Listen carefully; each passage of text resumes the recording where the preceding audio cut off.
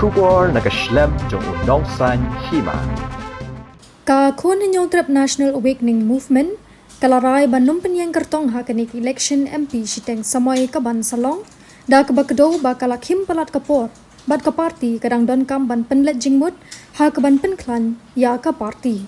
Working President kaknam uba Thomas Pasa, habakren chikinong thok kubor layatho, baka parti kladeb bansong perkhat bha, bat kalashim ya kanikaray banum penyeng kertong hakanik election siteng samoy. Hoot nyimla ban len, bangidon kam ban penklan shwa ya ka parti, na katakadaw na kalyang ka parti kalaray banum say kertong uloong.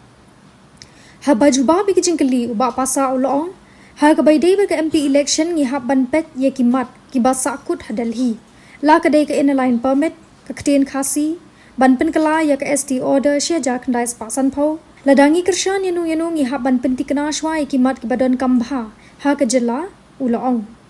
Ula banjur baka jing penkala ya ka ST order siya jak ndai spasan po kalong kibadon kambha. Bat lau tau kurtong udon na em ka juk ka jing sngo, kenang bakan long ka jing song thu lang bat ka jing mentoy lang. Am na kalian ngajongi hakanik MP election hi ngila rai ka ada pelong ni meeting bagi lar rai bangin num penyeng candidate ka. Hoi ni persang ban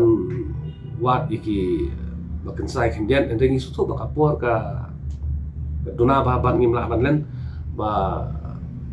ni hapan penklan suai ka parti sua. Ma te nataka daw no kalian ka singal rai bangin num sei kertong hakanik MP election ban wat. Abangi pe ya MP election ni tringi hape ya ki issue ki ba ya dai bi bat ka dali te lada ka poi ka klemat bang sar ni no ha kan dai bi halor ki issue ba ki bala sakut apa di lar ki on ILP na fin kasina ba ki issue ba res apa ga amendment ni ka ST order 1950 ka to de ka wai ka benta ka ba kongsan ba ki bang hapan sim khia de ni ladangi kersan ni no ni hapan penting na sya ba kita ki issue ki ba don kam ba ku ka state utau kurtong ulan em udon em on the same page kan, orang bangin sugi sok lang pada.